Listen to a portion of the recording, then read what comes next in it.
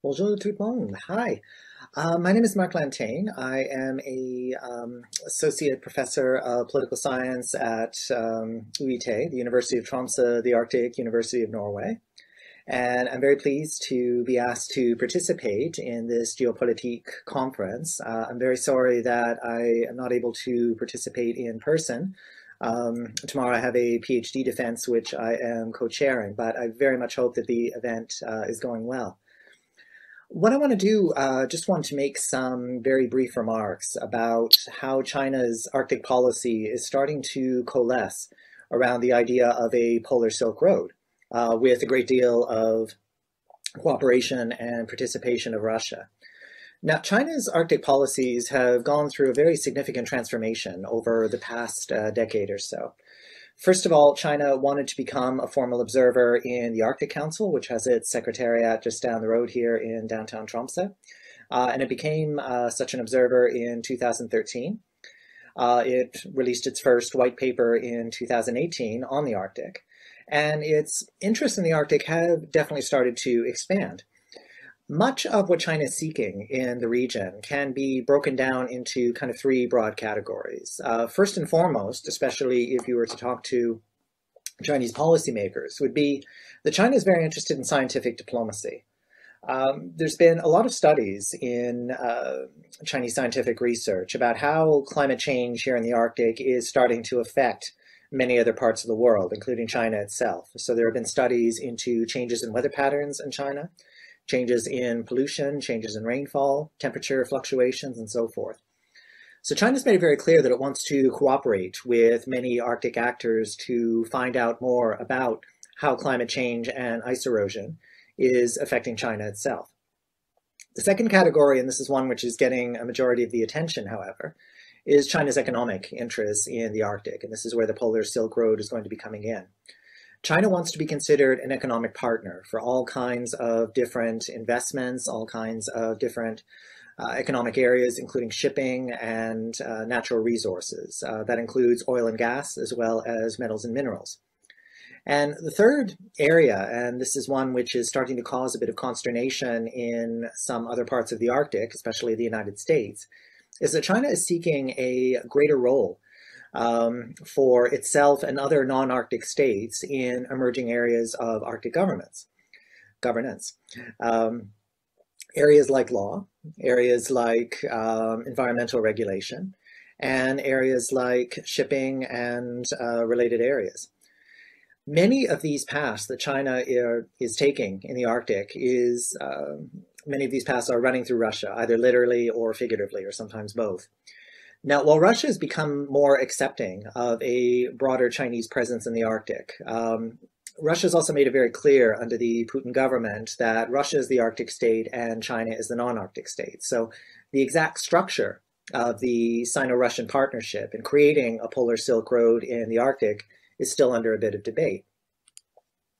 So what is the Polar Silk Road? Well, at the moment, much of it still exists on paper, and much of it still exists in the form of policy speeches, affirmations of goodwill, and in some cases, some plans which are still very much on the blueprint stage.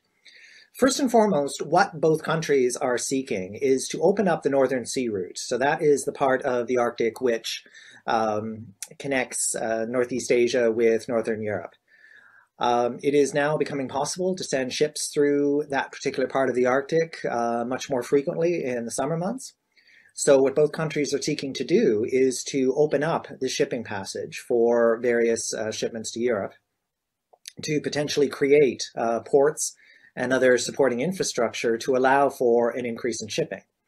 So that would mean railways, that would mean potential deep sea ports, new roads, and looking for other ways of promoting economic cooperation, especially in Siberia and the Russian Far East, that China would get involved in. There's also been a lot of discussion about connectivity in the Arctic, and that has taken many forms. Discussions about internet capability, discussions about transportation and communication. The Belt and Road overall has obviously looked at these issues quite clearly, and the Polar Silk Road has also been envisioned as being an informational route of sorts. So there's been all kinds of discussion about internet infrastructure and related areas of communication. There's also been some discussion, especially since 2019 or so, about creating new organizations that are set up around the concept of the Polar Silk Road. Much of these have to do with scientific cooperation, education, but there's the possibility of expansion. And one other point about the Polar Silk Road, which I would like to stress, is that we're not completely sure, like we know the starting point in China, we're not totally sure about the end point. The general view is that it would end either here in the Nordic region or potentially in Germany, some of the ports there.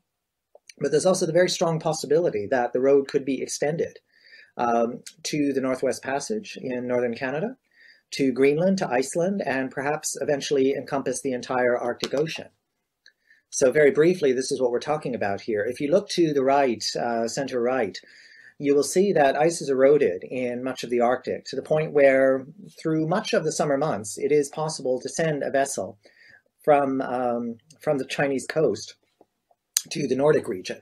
And that window of opportunity is growing to the point now where we are seeing the possibility of more ice eroding in the central Arctic, to the point where it might even be possible for ships to use the North Pole, like to actually traverse the central Arctic by about 2035. So China is very interested in getting ready for that possibility with Russian assistance. Now, scientific studies, and this is something which many Chinese policymakers have really stressed, still remain at the forefront of much of China's Arctic policy.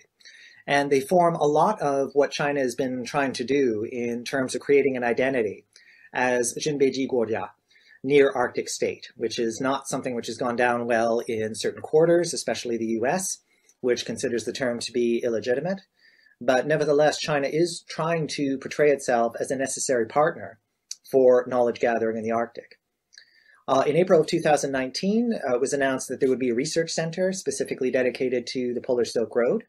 Not too much has happened since then, but that's understandable under current global circumstances. And China is still having to play a lot of catch up when it comes to its scientific presence. China only really began to seriously engage the Arctic, I would say, in the late 1980s. And even then, much of the serious work has only taken place over the last 20 years.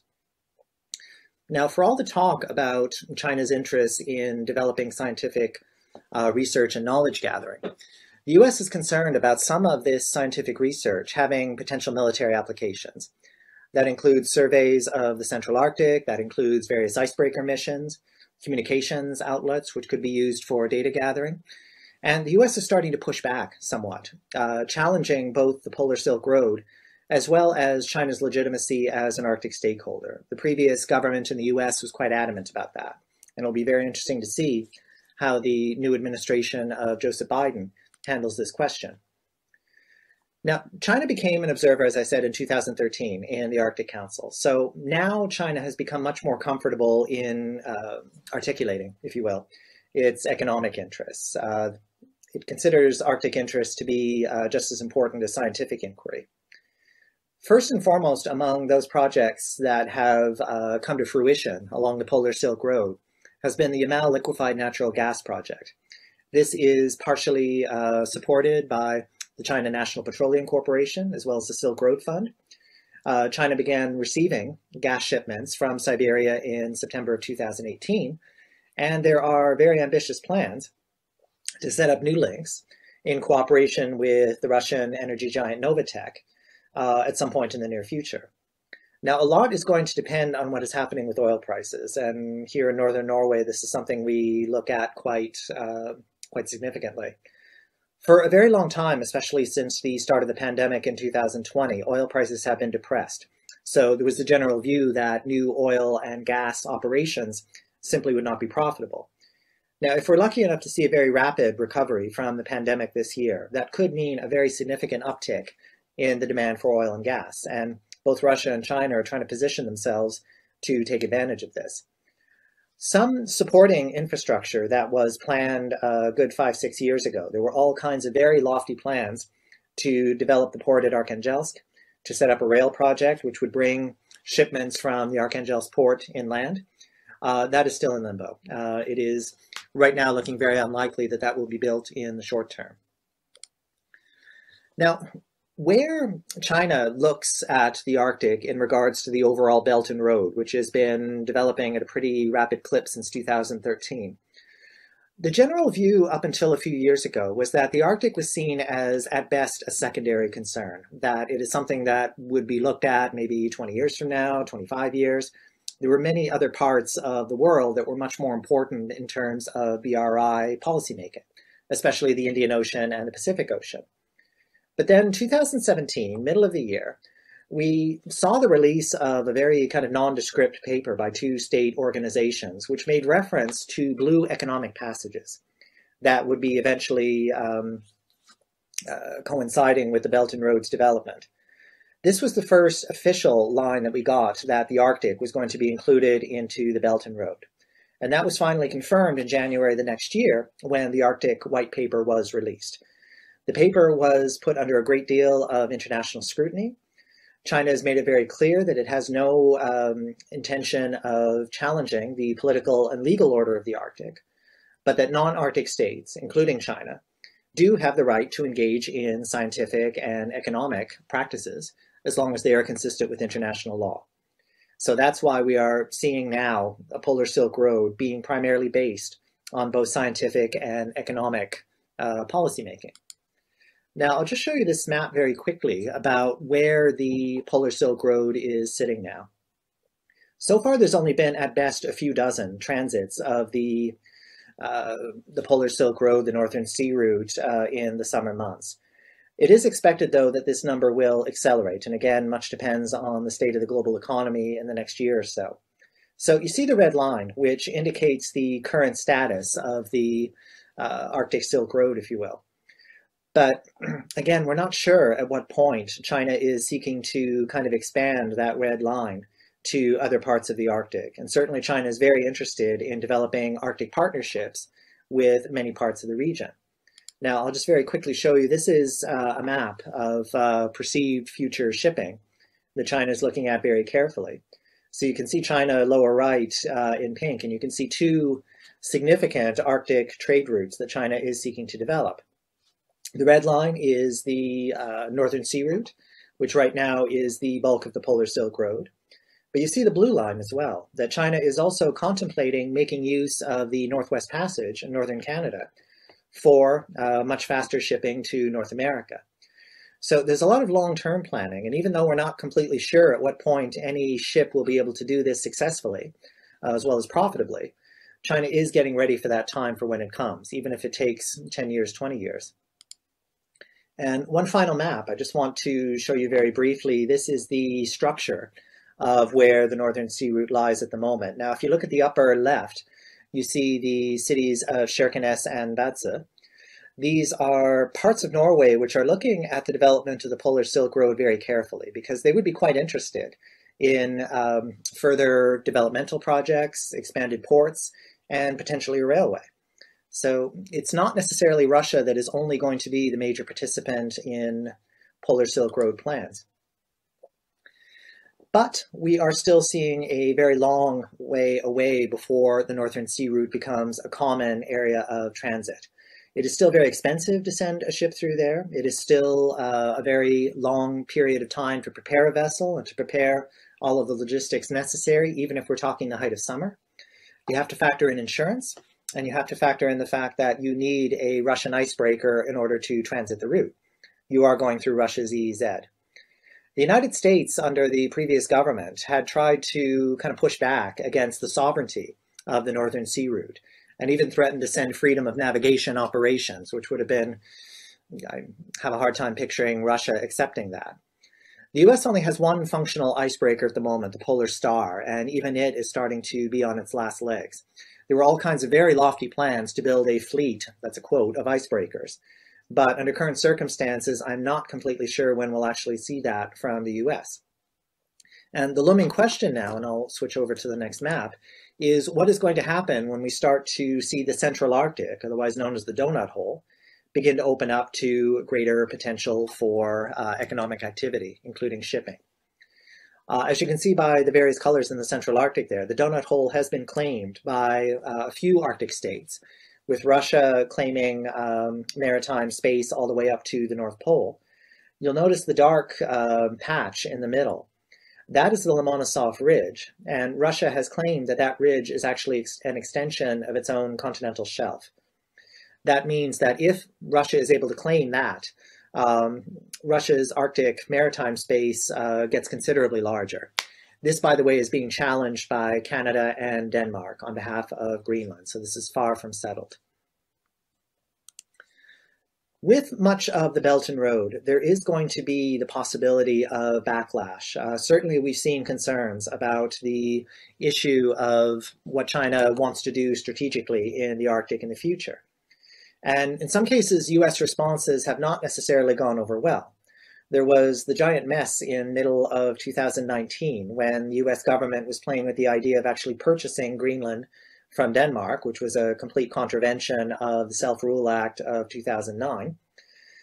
China has really tried to stay out of issues relating to sovereignty and legal disputes, and has tried to remain relatively non-committal on the legal status of both the Northern Sea Route and the Northwest Passage. Nevertheless, we are still seeing, very slowly, various elements of the Polar Silk Road taking shape. Now, I'll finish off with two projects that are very relevant to this part of the world. I mentioned before that up here in northern Norway, there's been a lot of enthusiasm for the possibility of finally getting a railway. If you want to take a train from Oslo as far north as you can, the furthest north you can go by train is Bodø. So up here in Tromsø, we are pretty much stuck with either road travel or air travel. So we're still waiting for our train station. There have been some plans that have been floated around off and on over the past few years to develop what's been called the Arctic Corridor, connecting the Norwegian town of Kirkenes, which is right on the Russian border, to Rovaniemi in northern Finland. And these would be connected onto railways in Norway, potentially in Russia, and even potentially onto China. This is very controversial down south in Oslo that are arguing that it is too expensive. Sami peoples here in northern Norway have also criticized it for the potential environmental damage.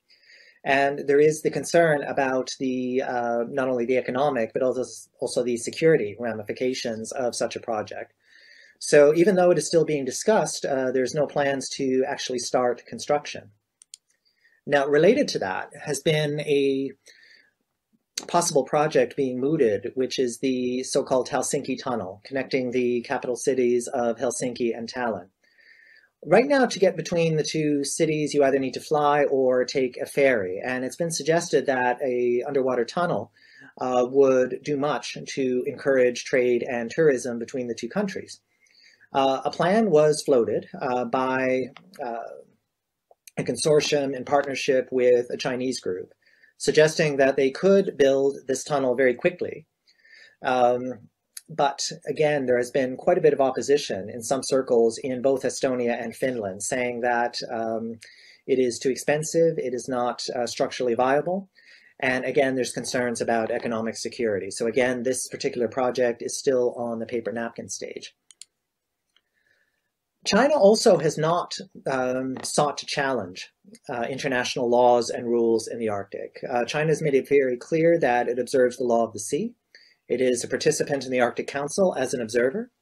It's been a supporter of the recently constructed Polar Code, which is designed to better regulate the activity of civilian vessels in the Arctic. And China is also a supporter of the Central Arctic Ocean Fishing Moratorium. So even though the United States, under the previous government, had tried to delegitimize China's Arctic policies, not much has happened. China is not slowing down its Arctic policy at all. And more to the point, China has made it very clear that it wants to continue to be a voice in emerging Arctic affairs, be they environmental or economic. And one argument that I make is that if there is an attempt, spearheaded by the US, to kind of push China out of the Arctic clubhouse, China is going to build a new clubhouse, potentially with Russian help. So I've worked on China in the Arctic as a norm entrepreneur. The China is trying to sell, if you will, the idea that the Arctic should be considered an international space. But China could start to put forward norms to say, well, there needs to be a certain international element in current and future discussions of Arctic governments. So the Polar Silk Road right now, we're not exactly sure what its timetable is going to be. The border between China and Russia still remains closed. The amount of commerce between the two countries is still very limited. But again, if we do see a rapid recovery this year and next, we could be seeing a kind of revival of the Polar Silk Road idea. And this is going to have very considerable effects on not only areas of the Arctic's economy, discussions about environmental policy, but also about the political shape and the legal shape of the Arctic to come. Okay, that concludes my presentation. Very pleased to answer any questions after the fact. And I also invite anyone interested to check out the Arctic News Service, which I edit. It's called Over the Circle. The website address is here. Thank you very much again for your attention. Thank you very much to the organizers for this conference for setting this up. And I really hope to see everyone again very soon. Okay, merci bien.